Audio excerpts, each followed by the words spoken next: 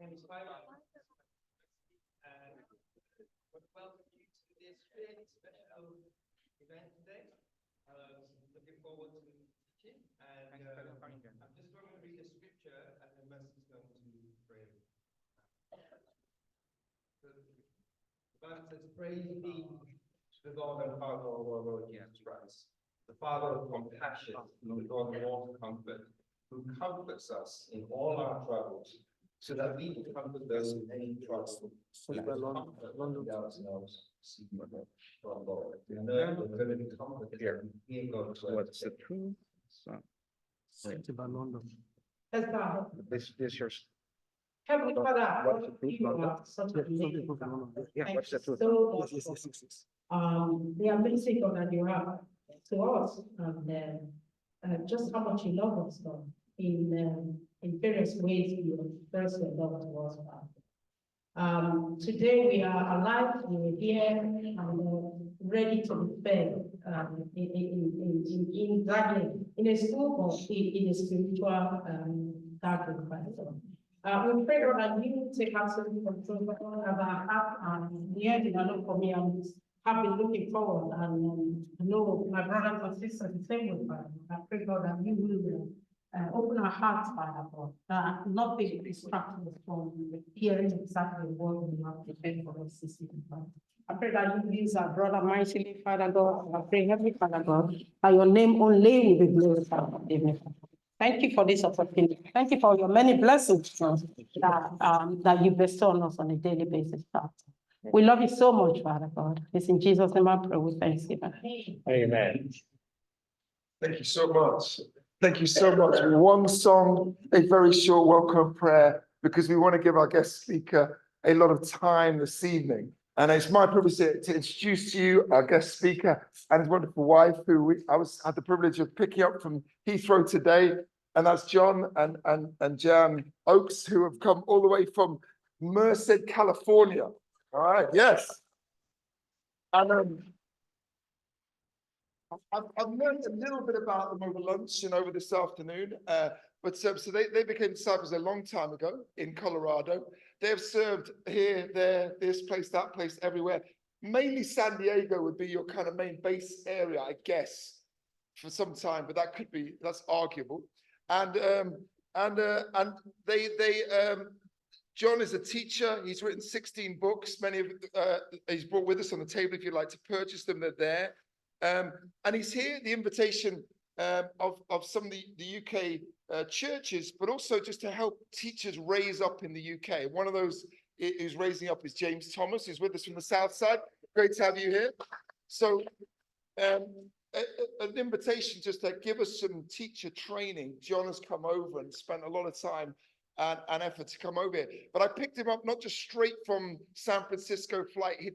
They spent a week in Ireland. They've had a week over there, seeing the beautiful. They got up to Belfast, which is wonderful, and did a good tour around there, because it's also this Sunday their 40th wedding anniversary.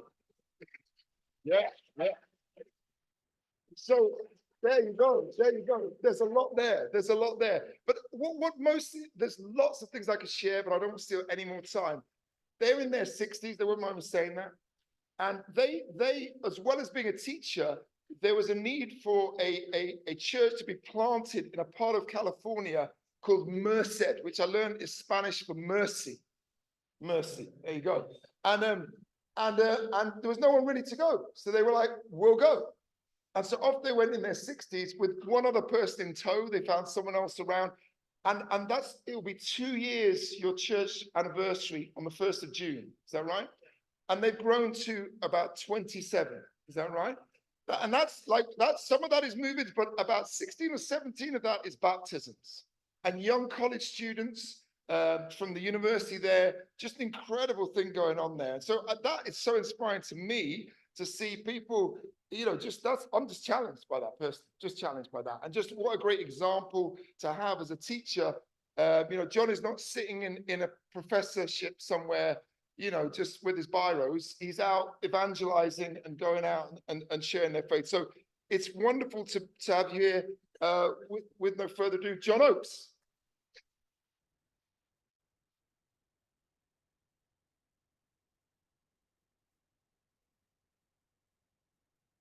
Hello, hopefully, here we go. So, I was asked to give a presentation. I'm a Bible teacher, but I also do Christian evidences kind of stuff. And about 25 years ago, I wrote a book. I thought it was kind of the book on Christian evidences called Reasons for Belief. But there's one item missing from that, which is talking about worldview. And, you know, the younger generation, I'm old enough, I grew up kind of in a modernist setting, you know, logic, reason, all that kind of stuff. But our younger generation, they're leaning more towards, I guess, a postmodern view. All right. And by the way, trying to stop that is like trying to stop the Nile River. It's not going to work. And so what I've come to the conclusion is the kind of apologetics that works for old people like that guy back there, all right, isn't going to work for young people like they're in the back row. So I wrote a book called, here we go. Is this thing going to go forward? Yeah, there you go. Called, here we go. Yeah, True, Right, Better, a defense of the Christian worldview. So I'm going to give a talk about the Christian and other worldviews tonight. Okay, got it? So here's the thing. Jesus said, I came to testify to the truth, right? And being a true postmodernist, what did Pilate say? What is truth? There you go. And I think our opponents, if you will, today are the two philosophies in America for sure, and I would say Great Britain at least as much, would be naturalism, atheism, materialism, and then postmodernism. But I'm going to talk about different worldviews. In fact, I need to define the concept of a worldview. A worldview is the perspective one uses to process and interpret information about the world. In other words, everybody has a worldview. Information comes in, it comes filtered through your worldview, and you decide what that information means. And even if you don't know that you have a worldview, you have a worldview. Oh, sorry about that. So there's deistic worldview, there's a naturalist worldview, postmodern worldview, theism. Hopefully that's kind of where y'all come from, Christian theism. And so I want to talk about why I believe in Christ, in the Bible and Christianity, from a worldview perspective. James Sire, my favorite author on worldview, said a worldview is a set of presuppositions which we hold about the basic makeup of the world.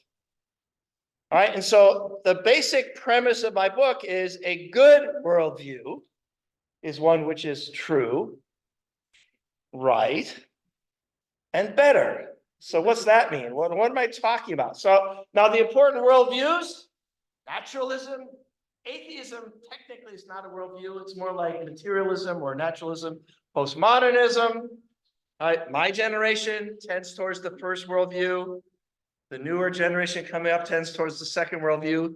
Deism, pantheism. A lot of people with a pantheistic worldview have moved to the UK in the last 60, 70 years, yes. And then animism, polytheism, dualism, biblical theism. So those are some of the worldviews. All right, so now bear with me as I describe my concept. I just kind of put in this book of what it means to have a good worldview. Okay, number one, a worldview would be good if it was true. What do I mean by true? What I mean by that is that worldview is consistent with the world as it actually is. In other words, a worldview which is consistent with the facts that appear to be true about the world we live in.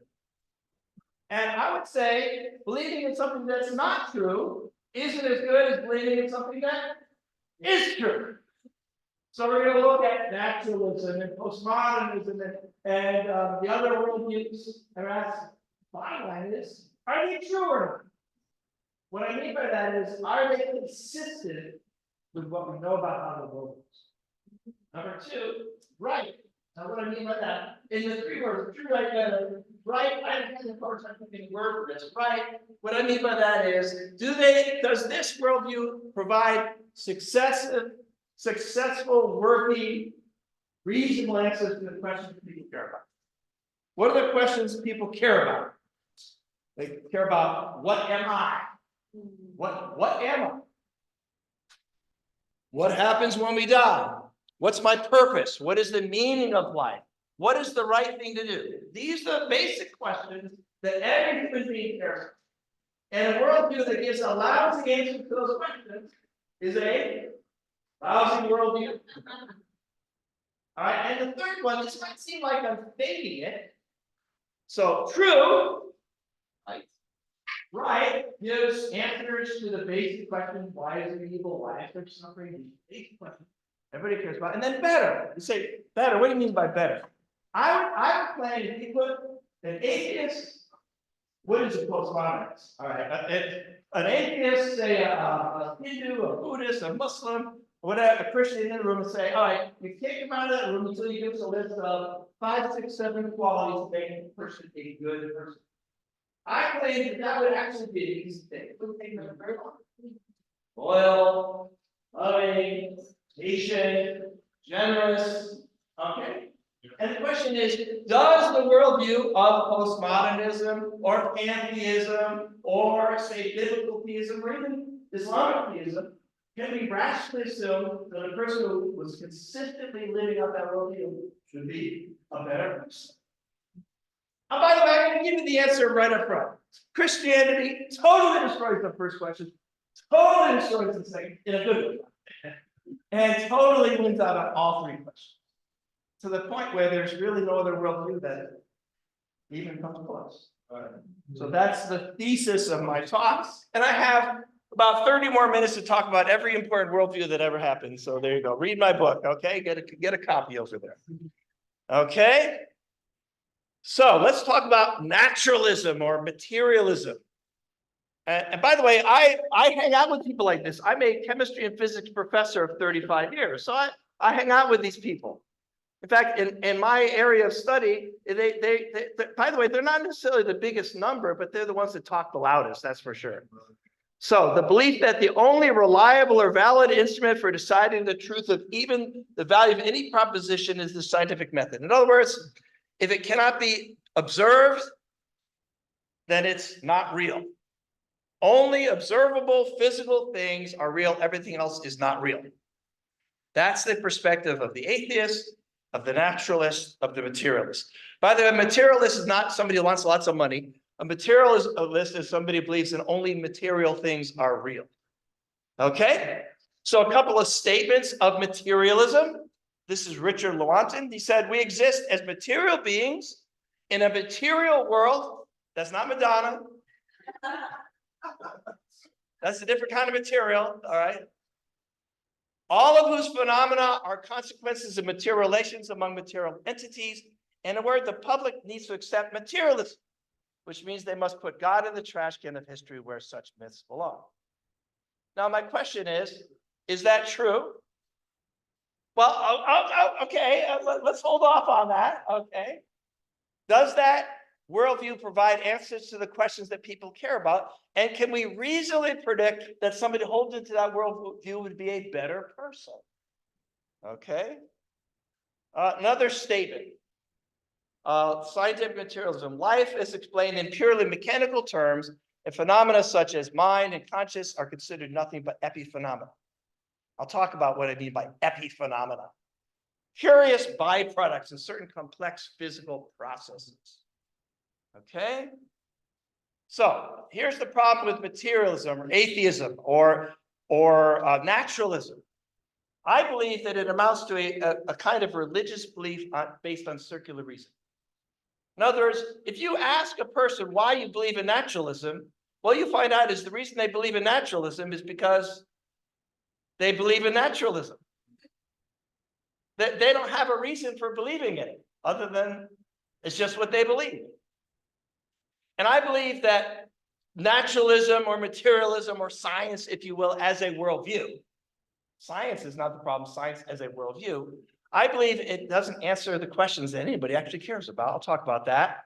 And also I believe that if that was held as the worldview of most human beings, we'd be in a really, really bad place.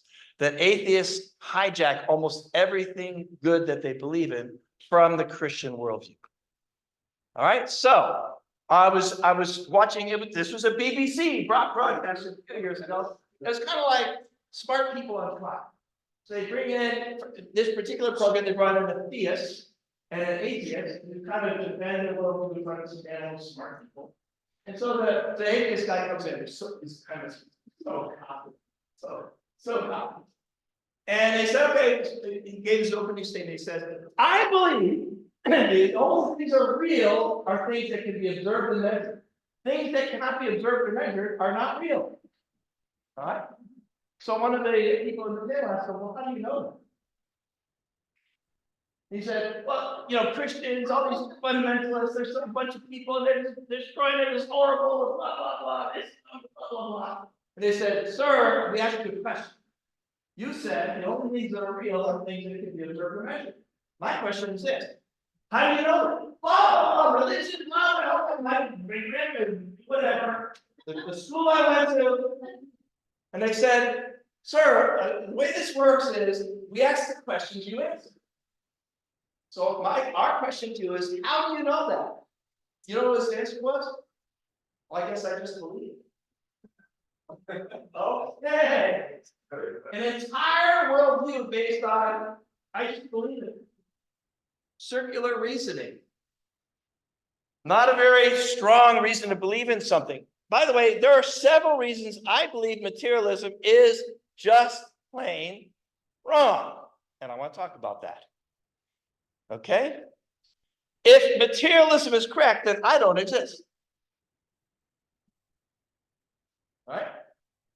If materialism is correct, then I don't exist. What is I? What is me? You know, I think, therefore I am. I say part. Because when I say I want to go to the store, what does that even mean?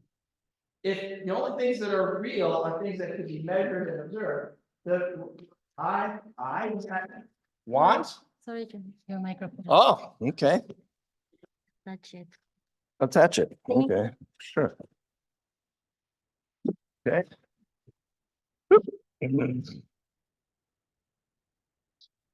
High tech sort of stuff, you know. There we go.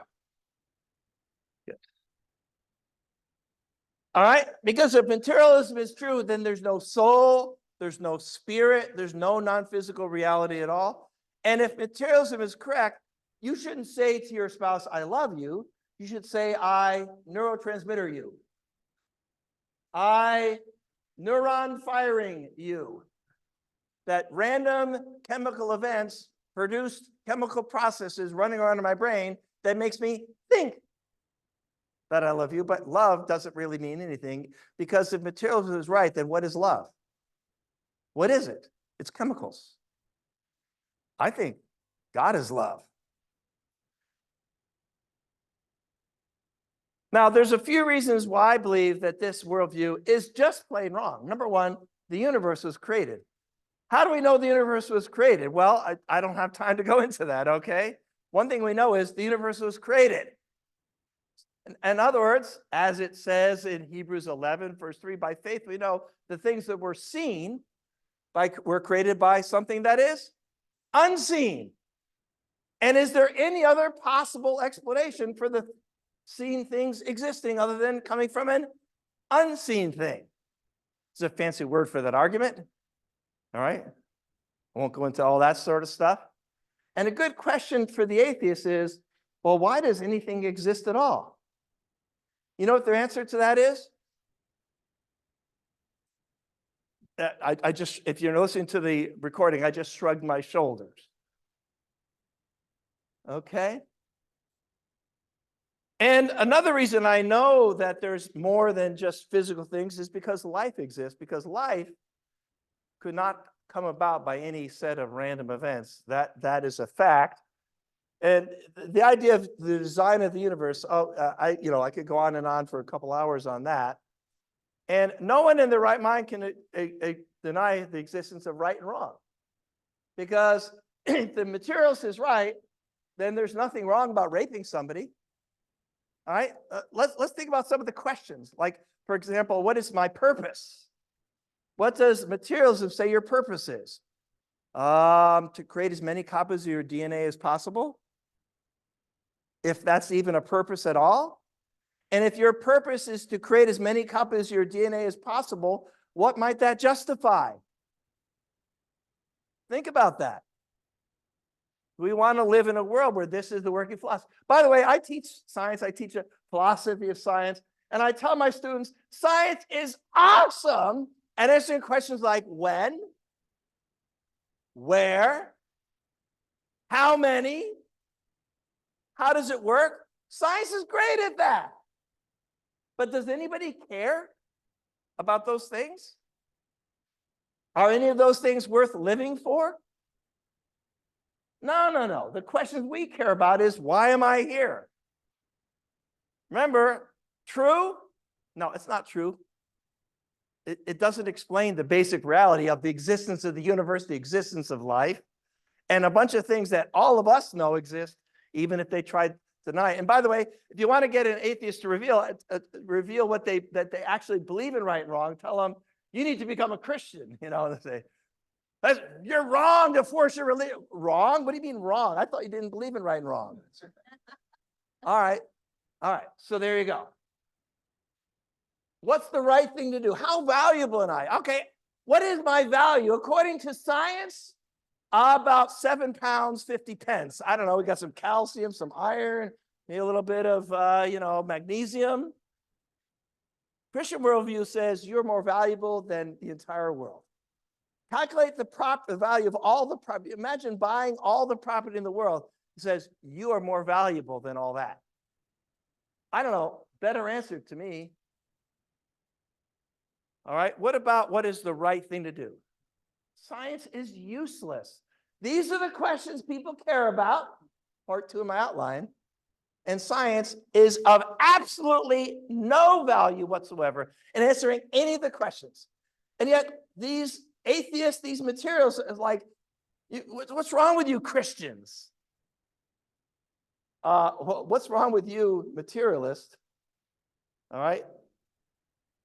If the naturalist is right, then good and evil don't even mean anything.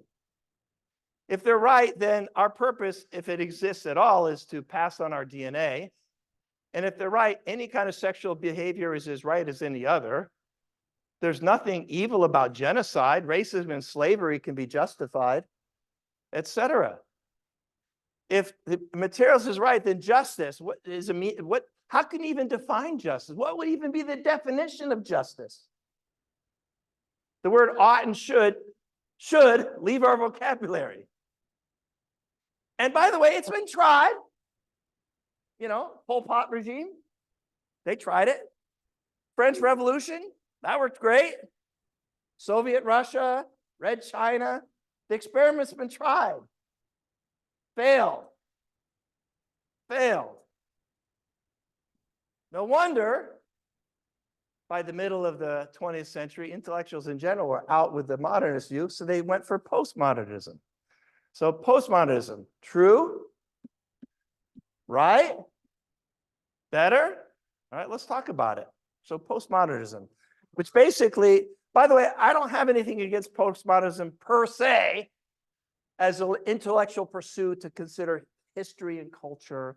Some people like postmodernism is the enemy of everything Christian. I'm not sure about that, but as a worldview, not so good. So the postmodern view is truth, if such a thing exists, is the property of culture. There's no absolute truth. All truth is relative. It's created by society. It's true for you, but it's not true for me. All right, is that right? Let's do an experiment. All right, over here we have a bunch of people. You don't believe in gravity because in your culture gravity is not real. Okay, these people over here, they think gravity is real.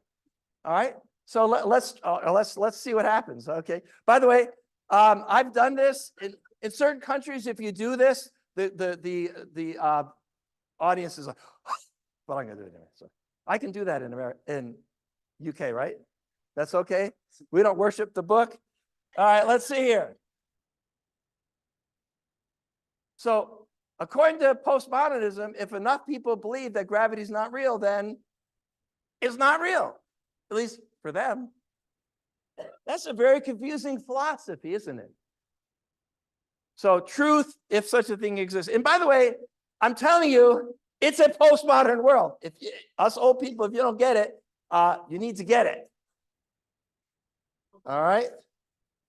And by the way, I don't think modernism is any better than postmodernism. In fact, if anything, it might be worse. So, but anyway, postmodernism has made positive contributions to culture, in my opinion, because it's less individualistic than modernism. That's a good thing. It gives honor to culture, beauty, wonder, imagination, which science doesn't even acknowledge even exists, basically. It gives a better description of history. And plus, postmodernism says all this different kind of food. That's a good thing, you know what I'm saying? But postmodernism is a worldview. I mean, seriously, at the universities, they try to present postmodernism as a much better philosophy, or atheism as a better philosophy than Christianity? Seriously? Can we have an actual discussion about that? Because if postmodernism is true, then nothing is true. And that's a problem, right? You got that?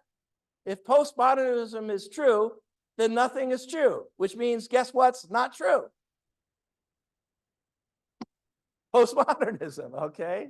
So reality is a social construction, true for you, not true for me. Meaning, if it exists at all, is found in a community of those who believe in it. No rational way to discover which is the best worldview. That's basically postmodernism is the worldviewless worldview, if that makes any sense. All right. So there's two theories of truth. One is the correspondence theory of truth, says a statement is true if reality corresponds with that statement. In other words, I say women on average are taller than men. That's my worldview. That's my philosophy. Okay. Well, the relativism is a claim. A claim is made true for those who accept it by the very act of accepting it. So the question is truth discovered or is it created? Is truth discovered or is it created? Postmodernism says truth is created. Well, that's a problem, I would say. All right. If postmodernists are right, then reality is a social construction. Truth is found in accepted narrative, all that sort of stuff. Okay. Let's skip that slide. Problems with postmodernism. It's self-refuting. Because if absolutely nothing is absolutely true, then guess what's not absolutely true? That absolutely nothing is absolutely true. And I don't care what they say, some things are just true. I don't know. Call me crazy. There's two possibilities. Either God exists or he doesn't exist.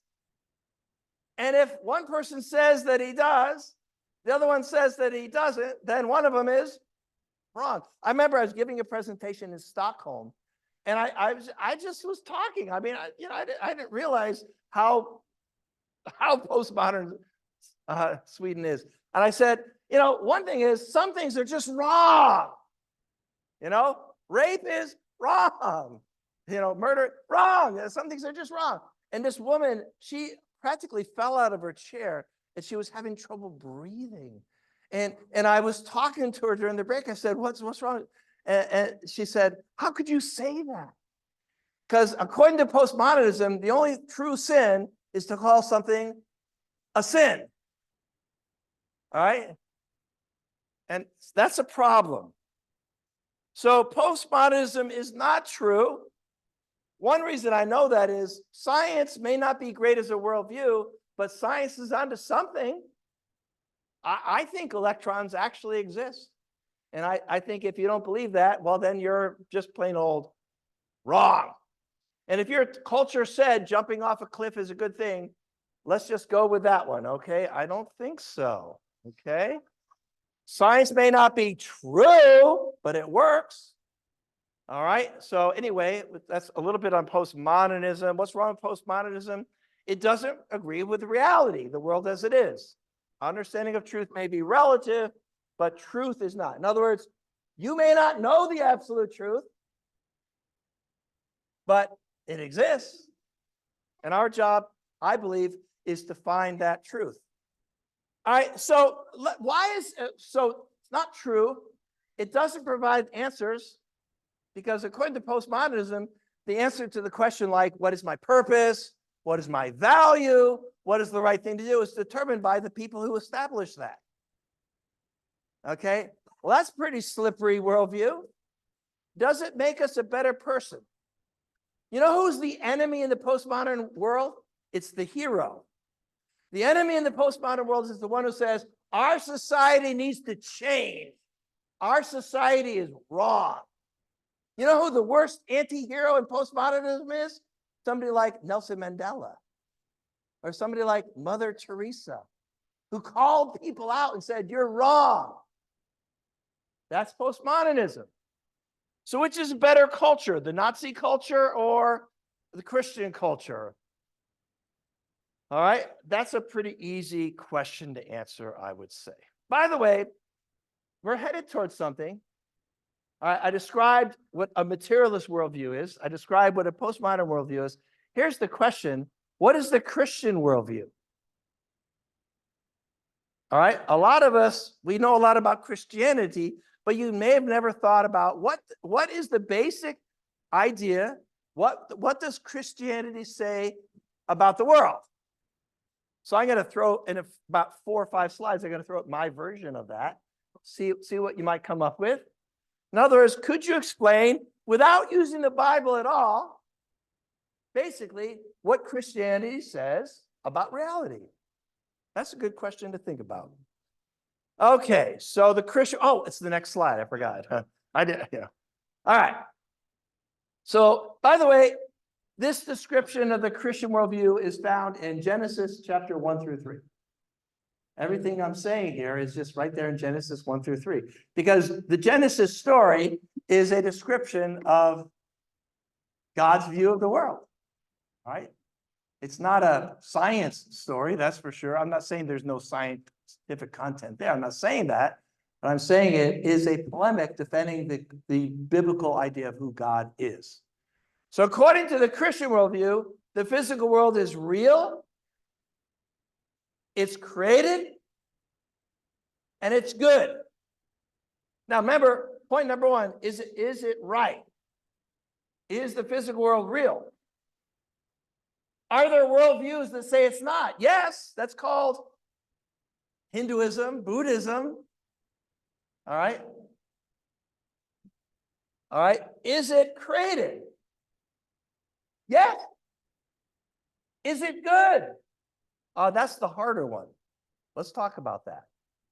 Number 2, there exists a parallel. There's a spiritual reality and a physical reality. The creator of both the spiritual and the physical is the God that we worship. And although the physical creation is good, evil exists. And this is one of the hardest questions. All right, remember, what are those questions? What's my value? What's my purpose? What's the meaning of life? What happens when I die? What's the right thing to do? But another important question is, does evil exist? And if so, why? So what would the materialist worldview say about evil? You can't even define it. What does the postmodern worldview say about evil? Evil? Evil? All right. What does the pantheist worldview, which would represent Buddhism and Hinduism, say about evil? They say it's not real, that it's an illusion. Maya would be it's an illusion. All right. Wow. I think evil is real. So what is the Christian worldview related to evil? It's real, but what does it say? Genesis 1, is it 39? God created it good, and what did he say? Not just good, he said what? Very good. You look out there. All right, that's one part of the Christian worldview that's a little bit hard to justify. So what does the Christian worldview say about evil? It says evil is the result of people who have rebelled against their creator. You know what? The clouds obey God, the planets obey God, the grass obeys God. Now, the dog obeys God. May not obey you, but the dog obeys God. But there's one thing in this universe that doesn't always obey God. Us. You might throw angels in that list, but I won't get into that. So why is that? Because of love, right? You can't force someone to love you. Parents, we try, that never works. Guys, you're looking for a girlfriend or vice versa, don't try to make them love you. Bad approach, okay? It doesn't work. So the reason, according to the Christian worldview, the reason we exist, in fact, the reason anything exists is because God wanted to love us. He wanted us to love him, and love gives a choice. You know the two trees in the garden, right? Tree of life, yeah. Tree of the knowledge of good and evil, what's that about? But God gave us a choice, and it had to be a real choice, not a choice between 100 pounds and a punch in the nose. It's a choice between two apparently good things. All right? And so the Christian worldview explains why there's evil in the world. Now, can that explanation be confusing at first hearing? Yes, I think so. But if you compare that to how pantheism or dualism, the whole good and evil, yin and yang kind of explanation, is the only explanation of the existence of evil that both makes sense and works. Okay? So although the physical creation is good, evil exists and it's real. It's the result of rebellion of humans with free will against the will of God. All right, now I believe God is sovereign. But in his sovereignty, he chose to make us sovereign in our own little world. And why did he do that? Was it a mistake? I don't think so. In fact, that's what's so amazing about God, because God is love. All right, number 5, those who sin and rebel against God will be judged, because justice is a real thing. In the Christian worldview, justice has meaning, right? It comes out right in the end. And then, of course, the solution to the problem of rebellion and sin is the meritorious death of Jesus Christ. So that would be, by the way, all that is in Genesis 1 through 3. That whole thing is right there. Think about this. In the beginning, what's that mean? There was a beginning. In the beginning, God. In the beginning, God created the heavens and the earth. By the time you get done with the first sentence in Genesis, pantheism ruled out. Postmodernism ruled out. Materialism ruled out. The only worldview that's left is maybe deism, possibly, which is gone by Genesis chapter 3. Of course, that's assuming that Genesis 1 is true, but I would defend the premise that it is, in fact, true. All right, if the Christian world view is true, because number 1, the universe, it is real, it is created, and yet evil exists, and I believe only Christianity can explain that, or arguably Judaism, or maybe even Islam, by the way. The closest worldview to the Christian worldview is the worldview of Islam. I'm going to talk about that just a little bit. I hope that's okay to do. All right. Despite what naturalists say, there is indeed a spiritual reality. For example, I exist. I don't care what anybody says. I exist. All right? There are persons. And persons, what's it? Let's say, I am, what's the Horton Hears a Who? Never mind. I'm just going to quote Dr. Seuss, but all right. Science and the Christian worldview do not contradict at all.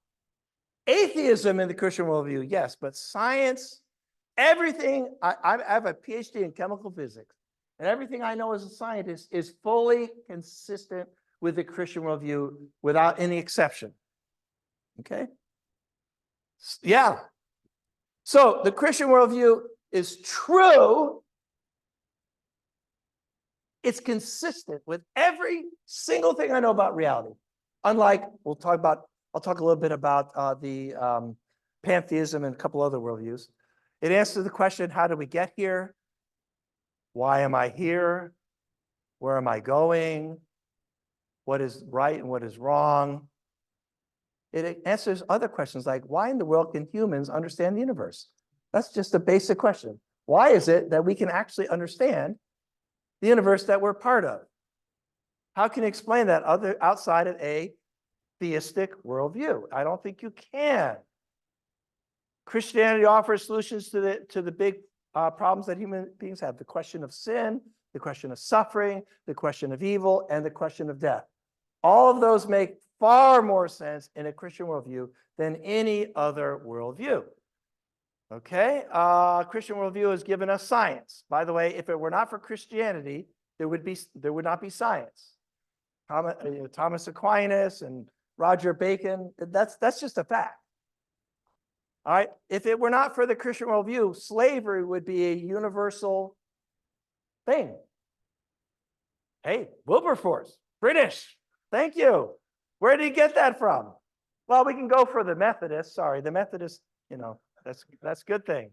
Civil rights. The very concept of civil rights is a direct result of the Christian worldview. And don't let atheists tell you they invented it, because they did not.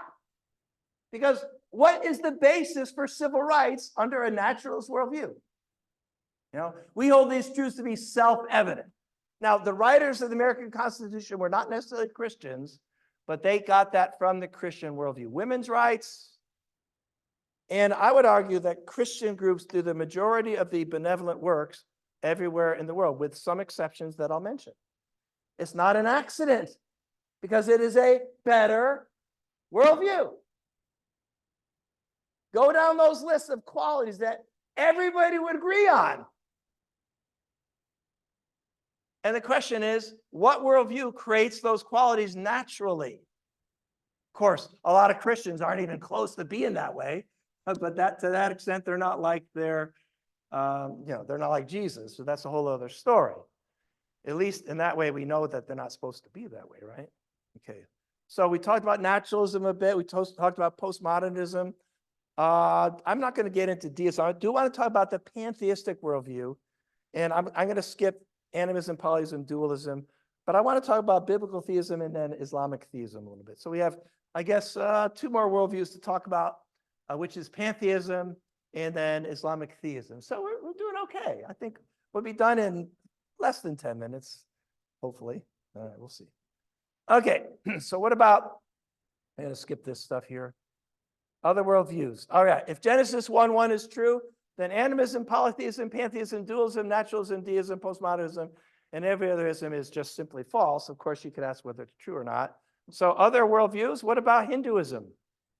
All right, this is the idea of pantheism. And according to pantheism, God and the universe are coexistent.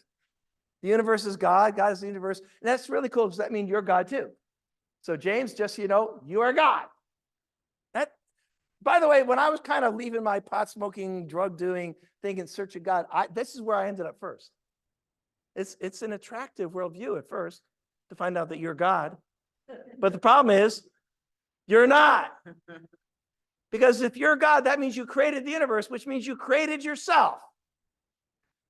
Because if the pantheistic worldview, which is the basic worldview of Buddhism and Hinduism, that means the universe has always existed. But it hasn't. So therefore, it's wrong. And if it's wrong, it's not a good worldview. It's pretty straightforward. If you look at the cosmologies, there's different Hindu cosmologies, there are different Buddhist cosmologies, but they're all cyclic. Creation, sustaining, destruction, Shiva, Brahma, Vishnu, Shiva, the whole thing. And the problem with that is, it's not true. The universe was created. And also, if Hinduism is true, then evil is an illusion. And so is suffering. What is the ideal purpose of life in Hinduism? To no longer exist. Well, whoop-de-doo on that one. To dissolve into nothingness. Okay, if that's your thing. Now, if it was true, then I guess we'd have to accept it. Just because Christianity is so awesome doesn't mean it's true. But again, I go back to true, and Christianity wins on that one for sure. All right, Brahman, Atma, the idea of Maya, the physical world, is an illusion. All right. So the physical world is an illusion. So I don't know, live by that one. It's real. And it's good. Hinduism says physical things are bad. Hinduism says suffering is not real. That explains why a majority of the benevolent works, or a very high percentage of benevolent works done in India, are done by Christian groups. Because if something is not real, you don't feel quite as much needing to do something about it. By the way, there are some very loving, caring Hindus. I don't want to sort of just throw, that's aspersions on a whole group of people.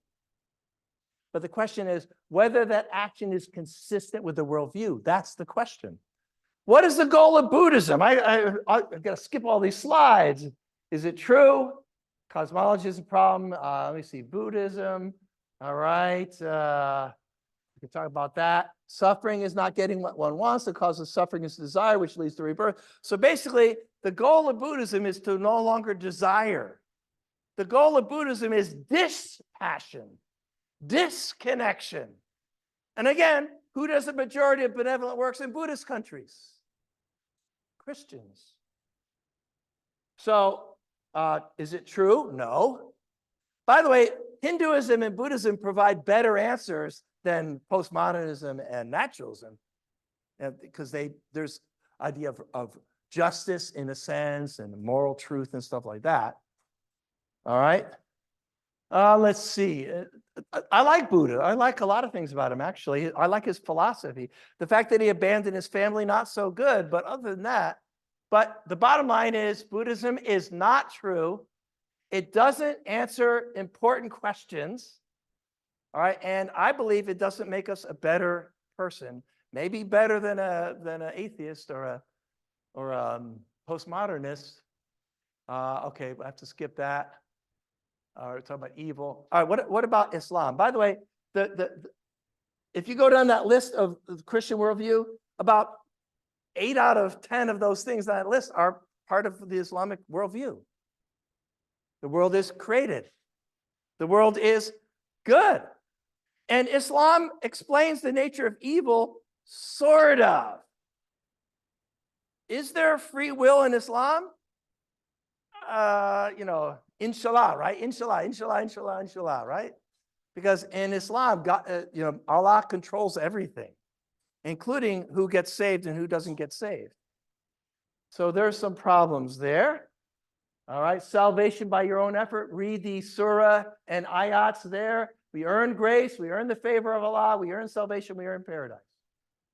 In Islam, salvation is earned through the efforts of those who are pre-selected by Allah to inhabit paradise.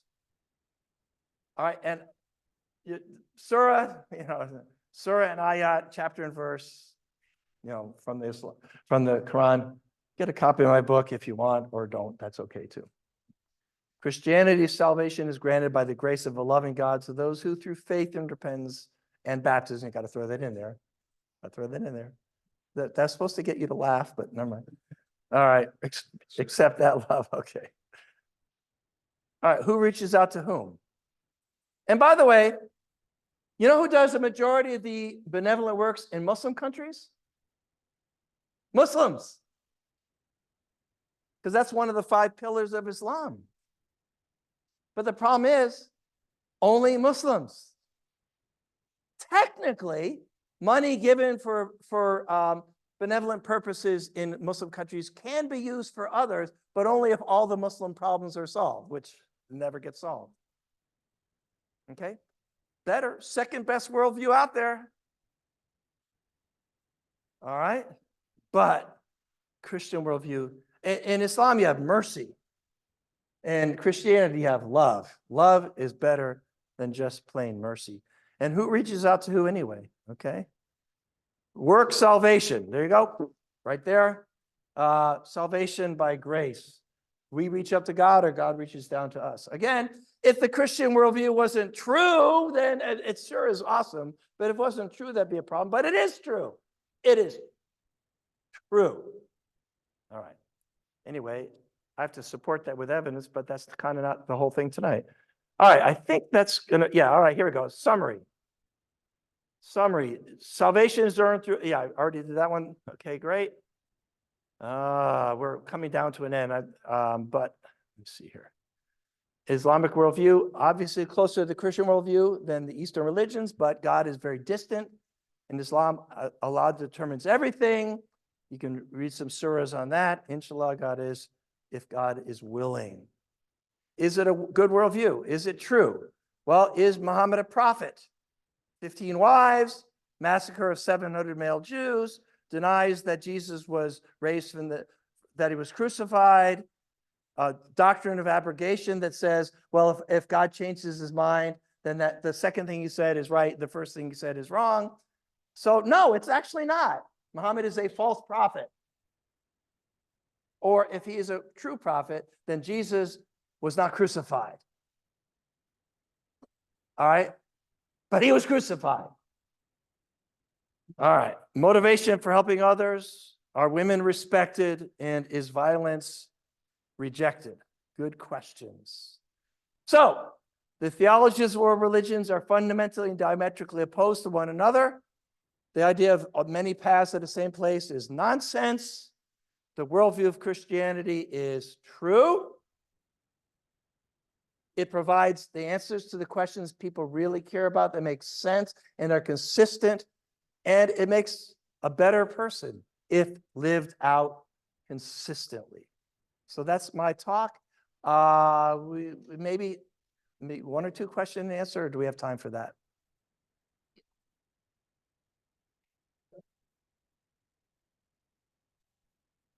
I can do it. Yeah, maybe. I'll stay till whenever, but I understand you have to vacate the building in about 25 minutes. So maybe take a couple of questions. All right. Any questions, any thoughts, responses, or questions? Because I think that's the end of the talk. Yeah. Yeah.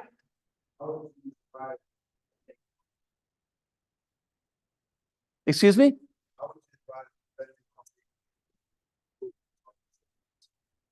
Right. So the question is, how would you defend our faith to people who don't believe in it? Well, one thing you do is describe the Christian worldview. To our Muslim friends, right? I think doing apologetics with Muslims can be problematic. Here's why. There's aspects of Christianity that are hard to defend. One of those is the idea of Trinity. It's hard to defend that idea. All right? And my apologetics of that is that God is love. And that's what Father, Son, and Spirit are about. All right? And I would say Jesus is God. How would I know that? Because he walked on water. He raised the dead. He himself was raised from the dead. He lived a perfect sinless life. So I would, rather than get in a debate over Trinity, I would ask them to at least read the book of John. The other aspect of Christianity that's difficult to defend in a Muslim setting is the idea that somebody can take the penalty for somebody else's sins. Okay? So there are two things about Christianity that can be hard to defend in a Muslim setting. One is the idea of substitutionary, salvation and Trinity. But I would say this, if Muhammad is truly a prophet, then Jesus was not crucified, but he was crucified. All right? And then I think this presentation about the Muslim worldview, which is God is a God, a distant, unloving, unknowable God, versus God came to us, that knows us, loves us, wants to have a relationship with us. Christianity wins out on that. All right, but you have to understand that the kind of thing is the whole Palestinian Israeli thing, your closest person to you is the one you tend to have the biggest problem with, right? The Protestants and the Catholics in Northern Ireland, the Palestinians and the Israelis, and honestly, Christians and Muslims. Our worldviews are both a version of theism. We both believe in a God who created us, and at least in some sense anyway, wants to have a relationship with us. All right, so the difficult points, I think, of apologetics with Muslims is this concept of Trinity, which you can't logically defend. Honestly. In the beginning was the Word was with God, the Word was God. All right, so I defend the idea of Trinity because of who Jesus is and what he did. And the other one is the idea of substitutionary atonement. But then the opposite of that is work salvation. And by the way, Muslims, they never really know. They never really know. They never really know. All right? Well, unless, of course, you die taking the life of a non-Muslim, then you know. So here's what I wouldn't do. What I would not do is go after the character of Muhammad. I think that's a bad idea. Even though there's plenty there, I wouldn't do it. I just, if people disrespect Jesus, you're not gonna even, the conversation over, right? So I would not approach my Muslim friends by attacking Muhammad. All right, I would talk to them about Jesus and about who Jesus is and the way he lived, the life he lived, because what is great about Christianity is Christ. So that's a slightly vague response to a very, very good question. I don't feel like I'm an expert on that. Okay. Another question, yeah. There's a sense that the world is becoming more secular, going further away from It is? God and Yeah, Christianity. I just get. Is that because we're doing less of an effective job? All right. Explaining Okay, why is the world moving towards a more secular point of view? Well, I approach it from a sort of a world intellectual history perspective. There's the pre-modern view,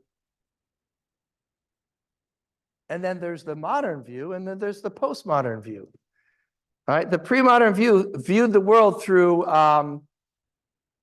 mystery, through spirits, and everything was a spiritual reality, and yet it kind of didn't work. In other words, modernism explains the nature of the physical reality in ways that pre-modernism couldn't. And so, for example, before Copernicus, they would explain the motion of even Kepler actually explained the motion of the planets as the angels moving the planets. But, that doesn't work. So along comes somebody like Isaac Newton, who says, essentially, the universe can be explained through physical laws. And it turns out the physical universe can be explained through physical laws. So that began to push God out. And so that you have this idea of human reasoning. But then what happened is people realized human reasoning really stinks, because we got World War I, we got World War II, we got the Holocaust, and maybe people haven't figured it out. So nobody's figured it out. All right, and that's postmodernism. And is that because we're doing a bad job? I think we're doing a bad job, but I'm not sure that's why the world is going more secular. I mean, science was good and bad, but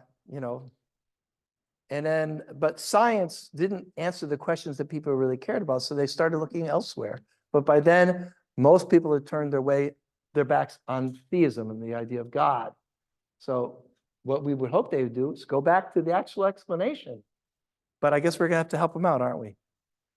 So we live in a post-Christian world. That is a fact. But that's one of the reasons I believe this kind of apologetic is more effective on campus now. You're over 30, I'm guessing. And so, in the 70s, 80s, and 90s, you kind of, you just sort of list off some facts. Like you go over those messianic prophecies and like logical stuff, logical conclusion, great, all right? It doesn't work in a postmodern world. So you have to appeal people through, I think worldview is the way to go, because people are not assuming a Christian worldview at all. Not at all. Of course, there are some that are, but the majority are not. So I didn't answer your question. I don't know if you noticed, but I didn't answer your question. Yes. Birmingham, but you mentioned that you did a PhD in physics. Chemical physics, that's my PhD, yeah. At what point did you side that science backs Christianity. Have you always maintained that stance, or was it through your study of science? I just like a bit of.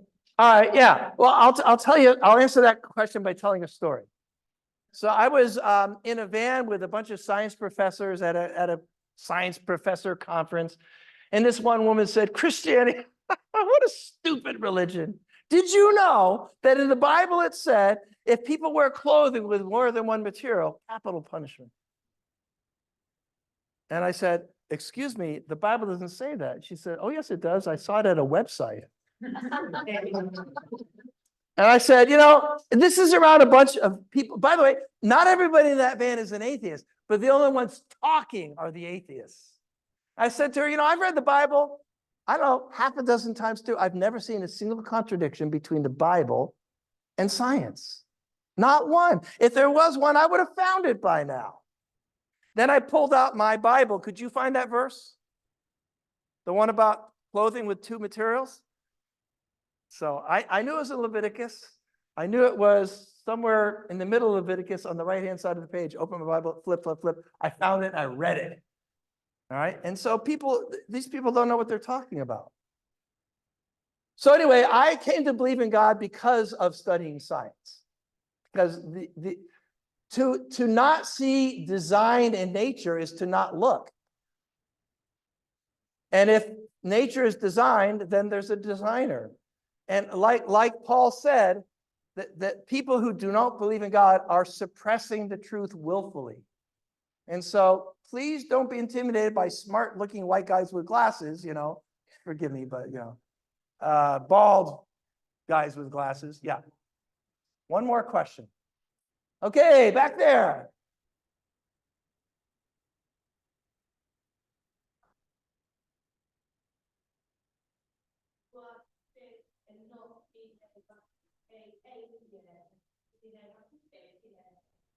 All right, I'm not sure I understand the question. All right, that's a good question.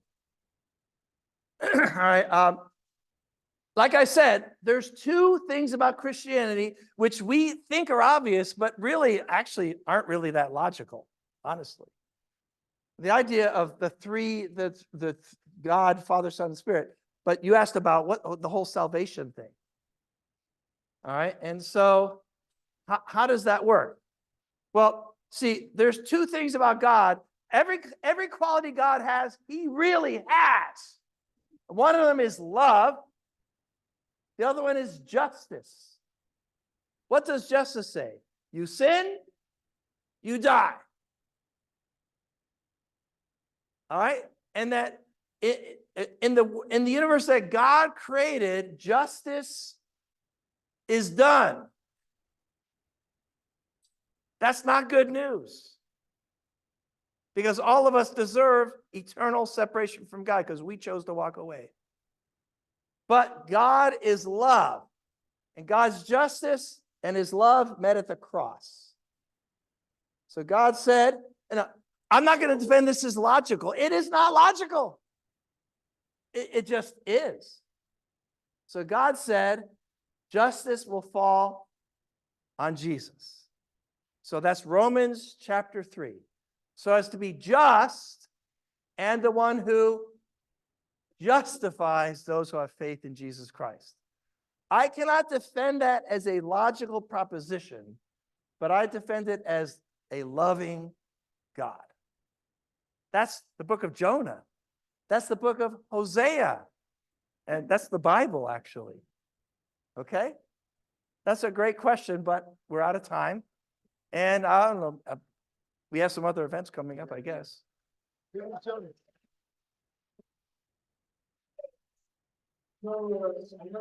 there are other questions we might have. Use the fellowship to come up and fellowship John, bring those questions to him. He is also, you want more of this? There is more of this. So on Saturday, there's a teaching day. I don't know if the slide up there. I think we're going to slide up there. We sent out to the Bible school leaders. John is doing a teaching day 10 a.m. to 2 p.m. in the south side, but it's being live streamed. So you can watch that. The link's been sent out. We'll put the slides up there. We do. And then we got it there. Oh, yeah. So that, and then also Sunday, John is preaching at Friend's house on the title is Max 20. You know my life. All right. So that's, we're not going to be back here on Sunday. All right. We're in Friend's house by Euston Station for our church-wide meeting 11 a.m. on Sunday morning. And then teens, there's a Teen Devo scavenger hunt 2 to 4 p.m. meeting in Russell Square Park. Okay, 2 o'clock. Regardless of the weather, there's a plan B on the weather. Just be in that park at 2 o'clock, and all will be revealed. Right, we're going to take over the British Museum. Okay. So that's the announcements. Anything else missing? No. Other than those, those. That's the links for. Oh yes, so July 14th, we are also not meeting here. That's a long way away, I know, but we are going to encourage the Cardiff Church. Right? It's a coachless venture. So don't look at me while you look at coach here.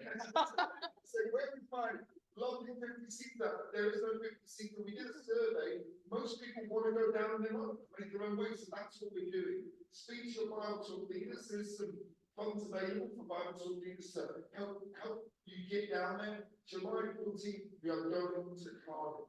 Yeah. Our next mission team down there. Can we give John another massive round of applause?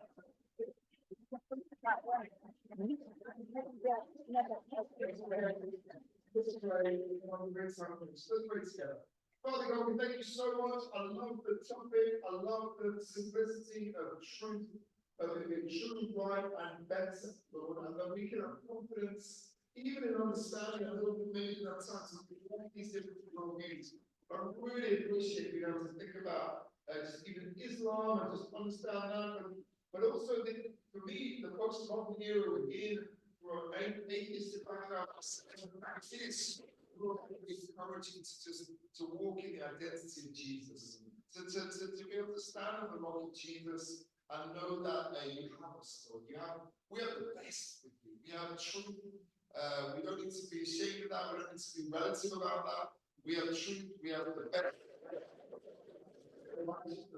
Really, truly been given by you, Lord. Thank you so much for meeting John tonight. Bless the fellowship. In Jesus' name I pray. Amen.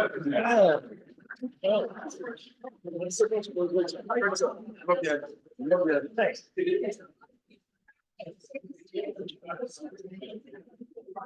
Excuse me. Yeah. This evening, yeah, I'm gonna go back. I have a few books.